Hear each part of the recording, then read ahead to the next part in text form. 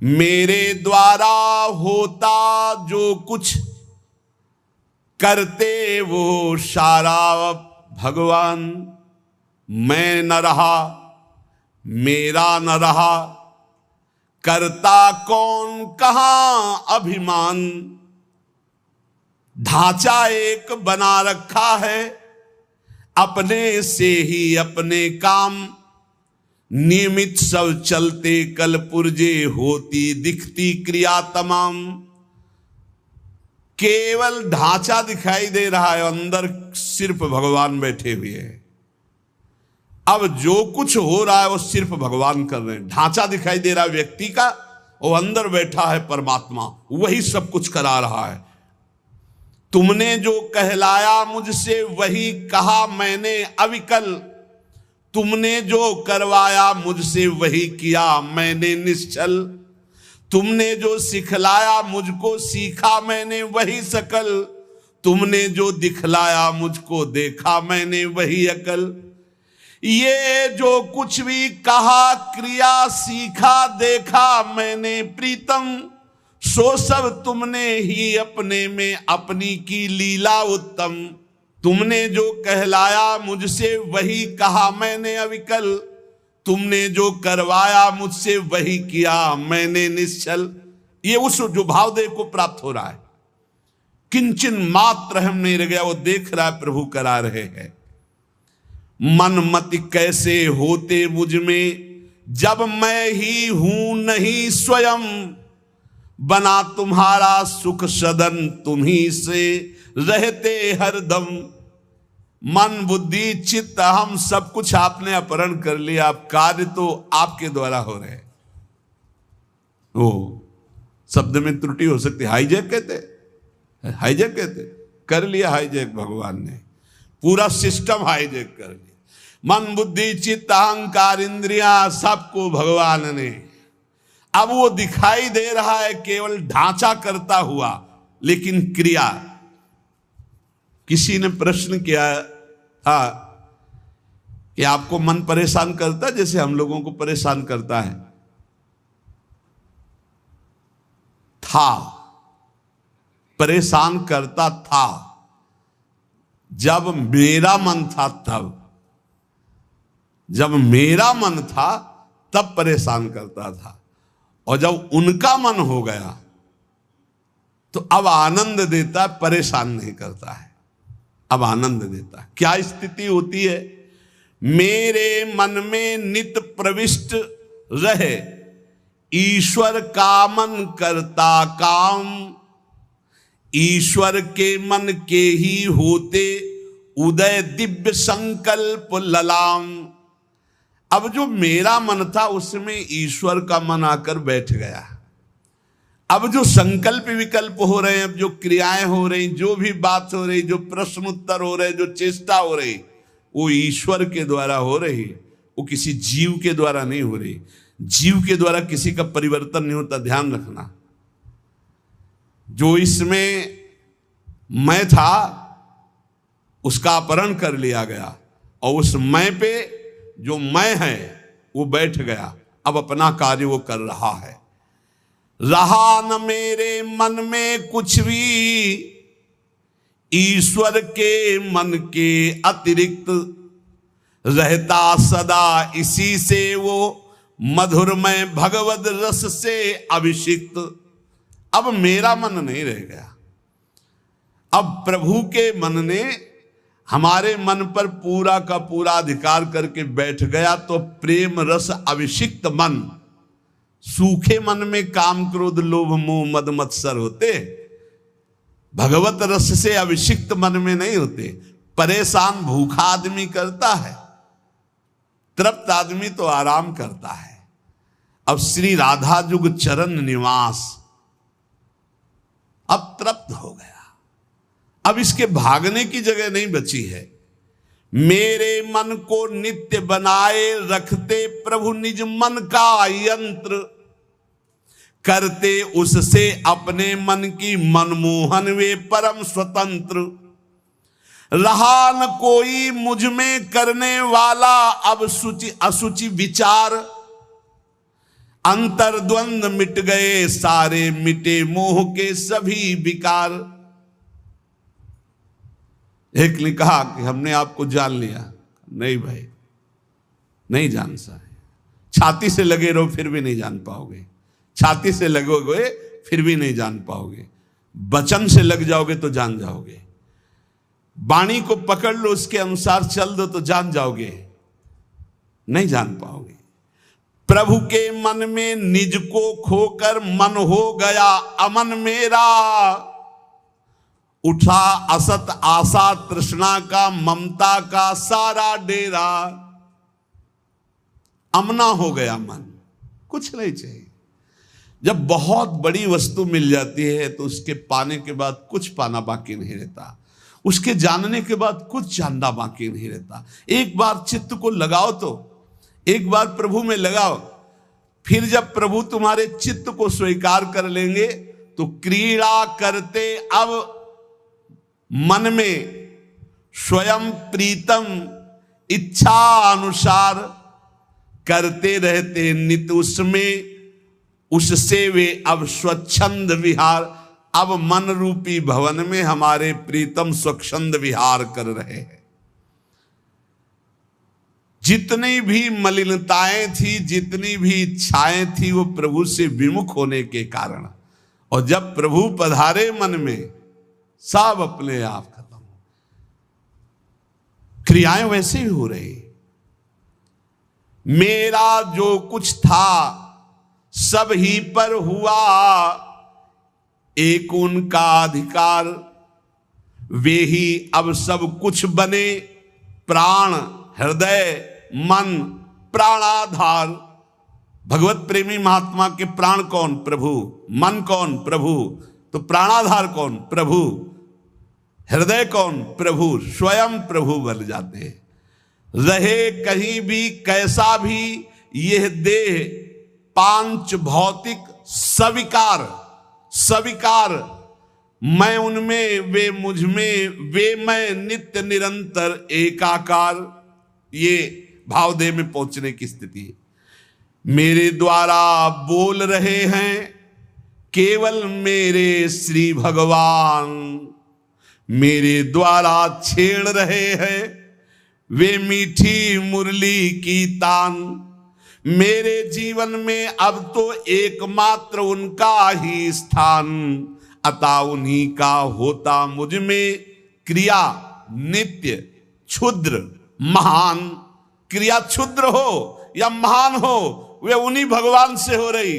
अब मैं मेरा कहीं अस्तित्व तो नहीं रह गया। इस स्थिति में भाव का प्रादुर्भाव हो जाता है और भाव देह की प्राप्ति हो जाती है। तो कह रहे इस लोक में आराध्य देव से भिन्न कहीं भी जिसकी ममता नहीं है, उसके लिए कोई संसार नहीं है, उसके लिए कोई प्राणी नहीं है, यहां तक कि अपना भी अस्तित्व तो नहीं रह गया। देखो साधना को समझिए, अपना भी अस्तित्व तो नहीं रह गया। तब वो नित्य दिव्य रास लीला का रहस्य उसके हृदय में स्वयं प्रकाशित हो जाता है। ये माया मुग्ध मानव अपनी बुद्धि लड़ाकर रास को समझना चाहे तो कदापि नहीं। कौन अधिकारी है? बोले जिसका इस लोक में कोई भी नहीं है, अपनी ममता कहीं नहीं है, जगत में पूरे ना कोई प्राणी पदार्थ में, यहां तक कि अपना भी अस्तित्व खो गया, वो रास का अधिकारी। इसीलिए कई बच्चा के पेट, बच्चा बन जाओ, आचार्य शरणागत हो जाओ, स्थिति वो प्रदान कर देंगे। हृदय में जब तक थोड़ी भी वासना का अंधकार है, वो इस रास के ज्ञान से आलोकित नहीं हो सकता है। जगत के विषयों से त्याग वैराग्य उपरति के अनंतर रसिक महापुरुष की विशिष्ट कृपा, तब वो रास रहस्य का ज्ञाता होता है। श्री श्यामा श्याम की किंचित कृपा से रहस्य प्रकाशित होता है। ये लोक लोक नहीं रह जाता, मृत्यु लोक नहीं रह जाता उसकी दृष्टि में। ये सब दिव्य वृंदावन हो जाता। कहीं भी हो रहे उसकी दृष्टि वृंदावन में ही रहती, उसका दिव्य रास लोक अलग अलौकिक उसके नेत्रों में छाया रहता है। हमारा हृदय तो वासना से ग्रस्त है, दिव्य लोक की बातों पर विश्वास ही नहीं है, पाप की तरफ ही आकर्षण है, यही सुख दिखाई दे रहा है, इस माइक जगत को ही सत्य मान रहे हैं। अरे अभी माइक जगत को त्याग करके योग माया के आवरण को भेद करके आगे बढ़ना। रास में जहां श्री श्यामा श्याम व्यवधान रहित अद्भुत रास रंग में मगन है, ये माया का आवरण और योग माया का आवरण हटे बिना वहां प्रवेश नहीं होता है। वहां का वस्त्र, वहां के शरीर, वहां के खेल सब व्यवधान रहित मायातीत योग मायातीत दिव्य प्रेममय है। वस्त्र भी प्रेम के, वस्त्राभूषण भी प्रेममय। ये नित्य परिकर जो प्रिया प्रीतम का है, इसी के आश्रय से इस परिकर में प्रवेश होता है। ये जो सखी आई, श्री स्वामी हरिदास जी महाराज, ललिता सखी जी, श्री हरिवंश महाप्रभु हित सजनी जी, ये जो नित्य परिकर है किशोरी किशोर का, इन्हीं की कृपा से इधर सोच बढ़ती नहीं, कल्पना भी नहीं कर सकते आप। संभाव्योपि विरंचि नारद शिवो स्वयं भुवाद्यैर्नया, इतना आवरण माया का है, इसी को भेद पाना बड़ा कठिन है। देखो उस दिन कह रहे थे काल के भी महाकाल जिनकी सेवा में रहते हैं, यहां लिखा है जहां काल के भी महाकाल नित्य कालातीत प्रभु दैन्य भाव लिए हुए विराजमान हैं। दैन्य भाव, यद्यपि सकल लोक चूड़ामणि दीन अपन पो माने, प्रीति की रीति रंगीलो ही जाने। इस खेल में, प्रेम पथ में, रास रस में, माया की गोद में बैठ करके और इसको समझना चाहे असंभव। बिना ब्रजरज का सेवन किए, बिना ब्रजरज उपासक रसिकों का संग किए हम सोच भी नहीं सकते कैसे रास का क्या स्वरूप है। जब किसी रसिक महापुरुष का आलिंगन प्राप्त हो, आलिंगन का तात्पर्य तुरंत बाहरी भाव में आता है कि वो हमको गले से लगा ले, लेकिन यहां इस आलिंगन की बात नहीं कह रही, तदात्म की बात। आप में समा गए, कोई रसिक महापुरुष आप पर कृपा करे और हृदय से आपके हृदय का आलिंगन कर ले, और आप पूर्ण त्रिभुवन में काम विजयी हो जाएं। कोई त्रिभुवन में मृत्युलोक की सुंदरता, क्या देव गंधर्व लोक की भी सुंदरता, ब्रह्मलोक की भी सुंदरता आपको आकर्षित न कर पावे। इस कोटि का वैराग्य जहां यत किंचन मात्र ब्रह्मलोक तक का कोई भी भोग आकर्षण न पैदा कर पावे, वो इस मलिन माया को पार करके ठीक उस रास लीला परम धाम की तरफ जाने का अधिकारी होता है। कितनी ऊंचाई चाहिए, इसीलिए बच्चा बन जाओ। बहुत ऊंचे नहीं बन पाओगे, बच्चा बन जाओ। साधारण मानव समाज अपने धर्म में तो चल नहीं पा रहा, वर्णाश्रम धर्म की तो बात ही दूर हो गई, वैदिक सिद्धांतों तक तो पहुंच ही नहीं हो रही है। धर्म का जब तक पालन नहीं, तब तक पाप वासना भ्रष्ट किए हुए कैसे कोई समझेगा प्रिया प्रीतम की बात। इसीलिए बड़े भाग्यशाली हैं अपने लोग जो प्रिया प्रीतम की बात कथन सुन। ये सब महामहिम बातें ये सुनने को नहीं मिलेंगी, नहीं मिलेगी। आजकल श्रवण कथन का स्वरूप ही बदलता चला जा रहा है, एक उपहास, एक मनोरंजन, एक ऐसा। ये जो मायाकृत है, कैसे जानेंगे रास, कैसे जानेंगे भगवान की प्रेम विलास को। अरे भक्त तो धर्म राज्य, वैदिक सिद्धांत राज्य, यहां तक कि मोक्ष पदवी से ऊपर उठा हुआ प्रेम राज्य में जब पहुंचता, तब यह दिखाई देता है रास क्या है, राधा कृष्ण का स्वरूप क्या है। भावलीला में मानवीय कर्म चेष्टा का प्रवेश ही नहीं है। ये मानव जगत आदर्श के शिखर तक मानव कर्म पहुंचते हैं, रासलीला में नहीं। ये रासलीला भाव लीला है, ये भाव देह से होती है। जैसे ब्रज में जो रास हुई, जब भगवान श्री कृष्ण की बंसी बजी तो सब गोपियां भगवान श्री कृष्ण के समीप पहुंची। तो हर गोपी अपने पति के पास सोई हुई थी, जहां जो जैसी थी व्यवस्था में। शरीर से एक भी गोपी नहीं गई। पूज्य महाराज भाई जी महाराज कह रहे, गोपी अपने अपने पति पुत्रों के पास थी। मानव देह मानव के पास था और भाव देह चिदानंद में दिव्य रूप से वो भगवान के समीप गई, रास में सम्मिलित हुई। ये स्थूल सूक्ष्म कारण देह नहीं थे, भाव देह चिदानंद में स्थिति गोपी की। चिन्मय देह भाव देह में दिव्य अलौकिकता होती, उसमें स्त्री पुरुष के चिन्ह ये सब भाव नहीं होते। इस माया देह को वहीं छोड़ दिया था अपने अपने घरों में, और सब भाव देह से पहुंची हुई थी। पूज्य भाई जी महाराज इसमें लिखे, आत्माराम श्री कृष्ण का आलिंगन आत्मा से होता, देह से नहीं। वो आत्मदेह स्वरूपा गोपांगनाएं थी। इसलिए प्रभु को जो रास विलास में तो कहा स्वप्रतिबिंब विभ्रमा, जैसे बालक अपने प्रतिबिंब से खेलता है। अर्थात सब श्री कृष्णमयी चिदानंद देहधारी गोपियां थी, कोई लौकिक स्त्रियां नहीं थी। जब ब्रज रास को ही नहीं समझ पा रहे हैं तो नवनिवृत्त निकुंज का रास ये भावुक जनों का विषय है, ये कल्पना का लोक नहीं है, ये परात्पर प्रेम का दिव्य लोक है। इसलिए हमारी प्रार्थना उन प्रेमी उपासकों से है कि ऐसे बहिर्मुख जनों का, ऐसे बहिर्मुख व्यवहार का, ऐसे बहिर्मुख वार्ता का त्याग करके अपने भाव को बचाते हुए बहुत ऊंचाई पर प्रभु ने घसीट लिया है प्रिया प्रीतम की उपासना।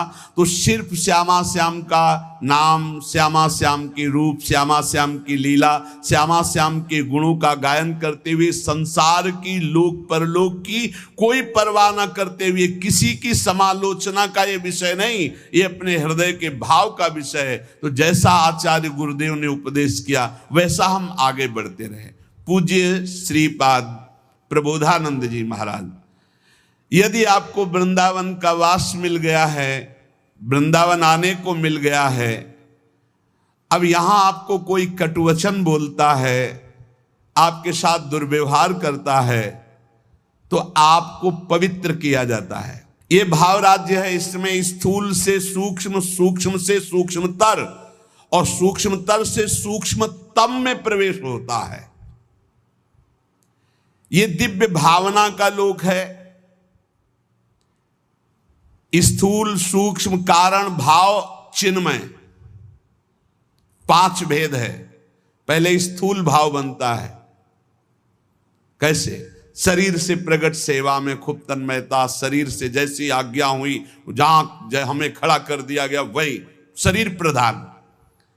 फिर अंतर में घुसता है, अंतःकरण प्रधान, सूक्ष्म शरीर, चिंतन प्रधान। अब बाहर की क्रियाएं तो पहले से ही संयमित हो चुकी है, अब जैसी गुरु आज्ञा वैसा अंदर चिंतन प्रधान। फिर कारण स्वभाव प्रधान हो गया, या जो पर्यो मोहि सहज स्वभाव, श्री हरिवंश नाम रस चाओ, श्रुतौ राधिका कीर्तिरंता स्वभावे। अब उसका स्वभाव बन गया भगवत लीला गाना, भगवत लीला सुनना, भगवत नाम जप करना, भगवत कीर्तन करना, भगवत सेवा करना। तब प्रकट होता है भाव। स्थूल सूक्ष्म कारण तीनों का परिवर्तन जो कर दे उसका नाम भाव। भाव के आगे चिन्मय देह की प्राप्ति होती है, जिसे भाव देह कहते हैं। ये बड़ा विलक्षण होता है, न स्थूल होता है, न सूक्ष्म होता है, न कारण होता है, न यातना देह होता है, न देव देह होता है, न स्वाप्निक देह होता है। एक अलौकिक चिन्मय भाव देह है। ये नित्य, जैसे प्रिया प्रीतम वैसा ये नित्य है चिन्मय देह। ये देह केवल कहने मात्र को ये शुद्ध भगवत स्वरूप है। इसमें देह जनित कुछ नहीं है, हड्डी मांस या पुरुष स्त्री के चिन्ह ये सब नहीं है भाव देह में। अब आप विचार कीजिए, ये जो लीलाएं हैं ये चिन्मय देह से हो रही हैं, जहां ना स्त्री चिन्ह है ना पुरुष चिन्ह है। ना रक्त है, न मांस है, न मज्जा है, न हड्डी है, न विकार है। निर्विकार चिदानंद चिन्मय देह। कैसे जानोगे? कैसी रास हो रही है। यहां देह और देही का भेद नहीं, जैसे आत्मा अलग है देह अलग है। यहां माया का पर्दा नहीं है, यहां बहिरंग प्रकृति का प्रवेश नहीं है, यहां अंतरंगा योग माया का भी प्रवेश नहीं है। यहां माया की चादर डालकर भगवान नहीं खेलते, यहां खुला खेल हो रहा है चिदानंद में। जैसे यहां तो माया की चादर पड़ी हुई, पहले देह फिर अंदर बैठा हुआ चिदानंद तत्व है, उसे कोई बिरला ज्ञानी जानता। समात्मा सुदुर्लभा वासुदेवा सर्वमिति। इस चिन्मय भावदेह की जब प्राप्ति होती है तो केवल प्रिया प्रीतम के मिलन आनंद की व्यवस्था करना और उसी आनंद में पूर्णानंद में डूबना। जैसी धरिवंश लाल ललना मिली तो हियो सिरावत मोर, चिदानंद भावदेह से चरी। इसमें जो चरम सुख है उसके आगे मोक्ष सुख कड़ुआ लगता है। यह रहस्य तभी खुलता है जब दिव्य लीला राज्य के भावरस में डूबे हुए किसी भावुक महापुरुष की शरणागति मिल जाए और उनकी बताई हुई उपासना के क्रम से स्थूल शरीर, सूक्ष्म शरीर, कारण शरीर, तीनों से परे भाव, भाव से भी गाढ़ भाव दे चिदानंदमय की प्राप्ति, तब इस लीला में प्रवेश हुआ। प्रभु की प्राप्ति के अनेकों निश्चित मार्ग सत्य हैं जो मोक्ष प्रदान करते हैं, प्रेम भी प्रदान करते हैं, परंतु ये कुछ विलक्षण है। लीला संदोह में प्रवेश करने के लिए सखी भावापन्न होना ही पड़ेगा। देखो, जब नारद जी ने हठ किया कि मुझे आपकी ब्रज लीला रास देखना है, तो उनको नारद जी से गोपी बनना पड़ा। अर्जुन जी को भी गोपी बनना पड़ा। भगवान शंकर जी ने जब चाहा तो इनको भी गोपी बनना पड़ा। ब्रज लीला के रास में अर्जुन को, नारद जी को, भगवान शंकर को गोपी बन करके प्रवेश दिलाया। लेकिन नवनिवृत्त निकुंज में तो सहचरी भाव के बिना प्रवेश। तीन गोपिन ते दुर्लभ माई, नित्य विहार सहज सुखदाई। यहां धाम, परिकर, खगमृग पशु पंछी सब चिदानंद। यहां दो नहीं, सब एक है।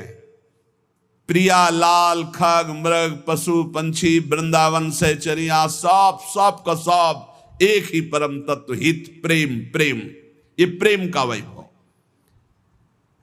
इस नित्य परिकर में भाव देह से सम्मिलित हुआ जाता है।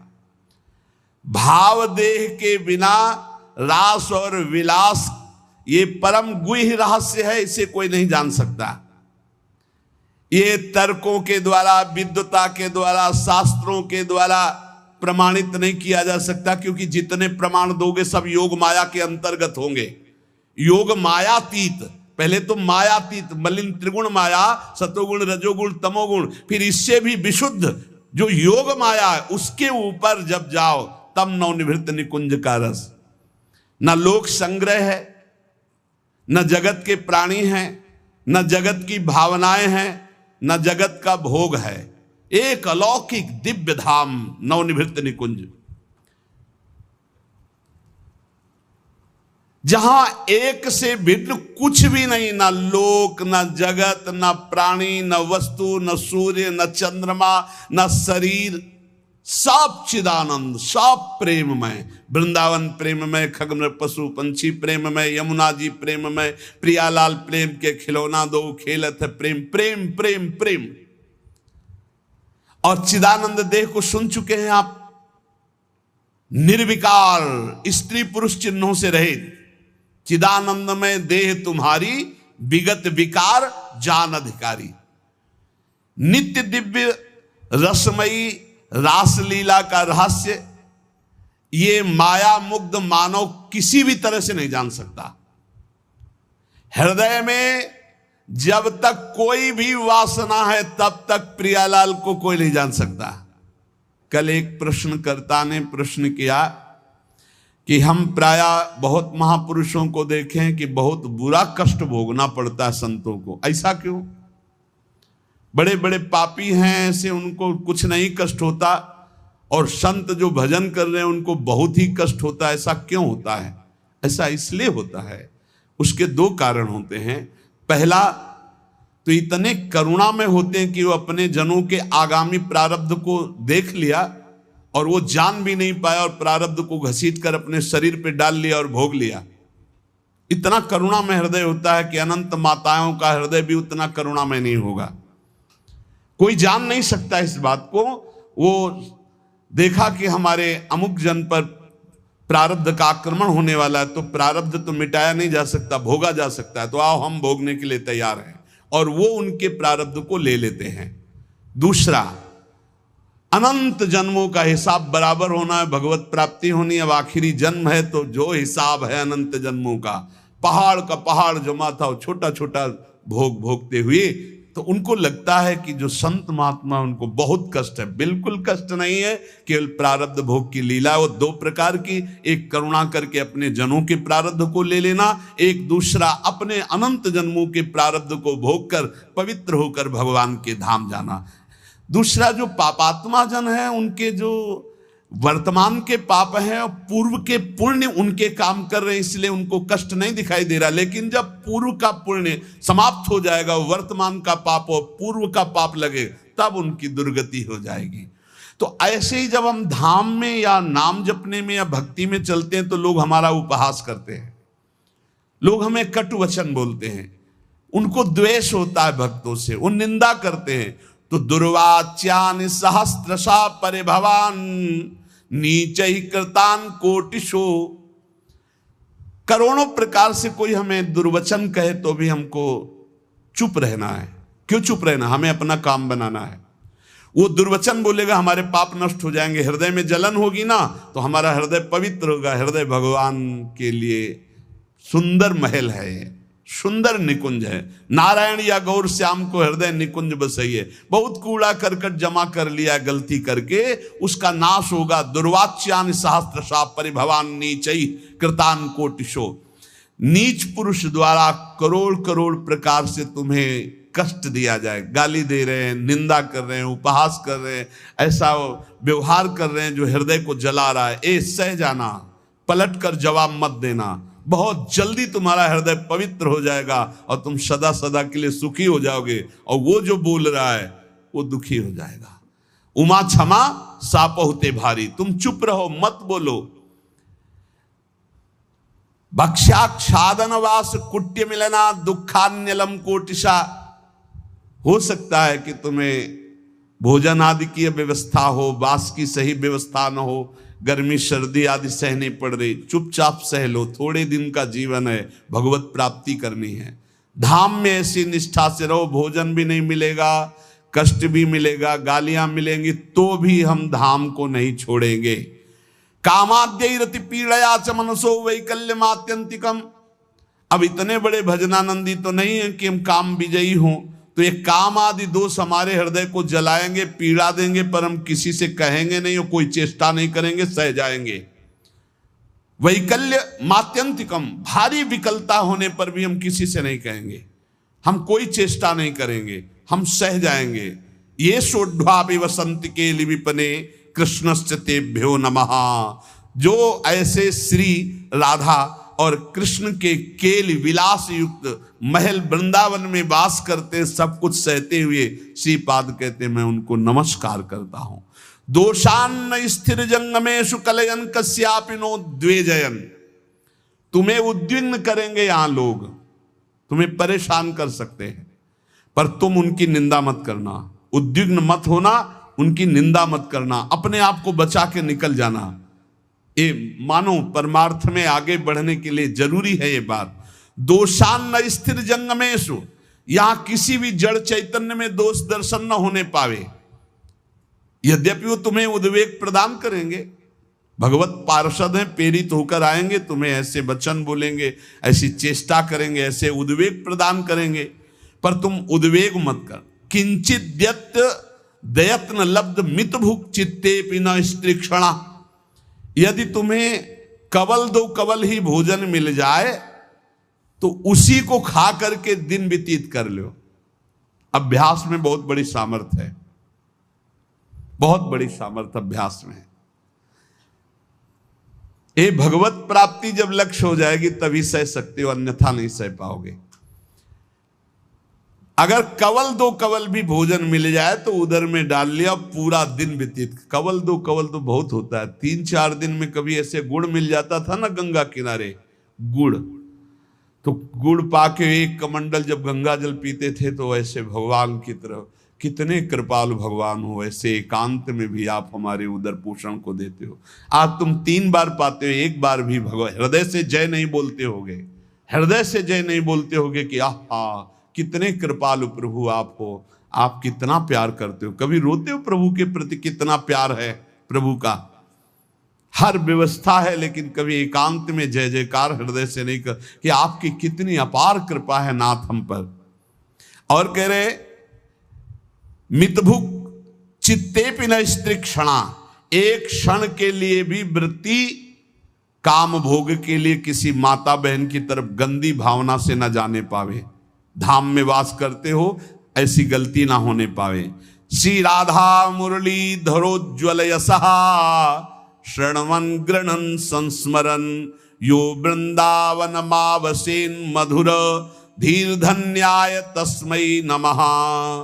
जो हर समय राधा मुरलीधर का निरंतर नाम जप करता है, यशोगान करता है, किसी माता बहन की तरफ काम भाव से एक क्षण भी नहीं देखता है, थोड़ा कवल दो कवल मिल जाए उसी से काम चला लेता है, रात दिन भजन में है पर लोग उसे गाली देते हैं, लोग उसको दुर्वचन बोलते हैं पर वो कुछ नहीं बोलता, सह जाता है। तो श्रीपाद कह रहे हैं धन्याय तस्मै नमः, वो धन्य हो गया, मैं उसे नमस्कार करता हूं। ऐसा हमारा जीवन श्रीधाम वृंदावन के प्रति समर्पित हो, निरंतर नाम जप करें और जो भाव में झांकी आ रहे उसे कल्पना मत मानो। बहुत रोमांचित हो कि प्रभु पधारे, प्रियालाल हमारे ध्यान में आ रहे, और जैसा तुम्हारा गाढ़ ध्यान होता जाए किसी से कभी कहना मत कि स्वप्न में भगवान आए हैं या हमारे ध्यान में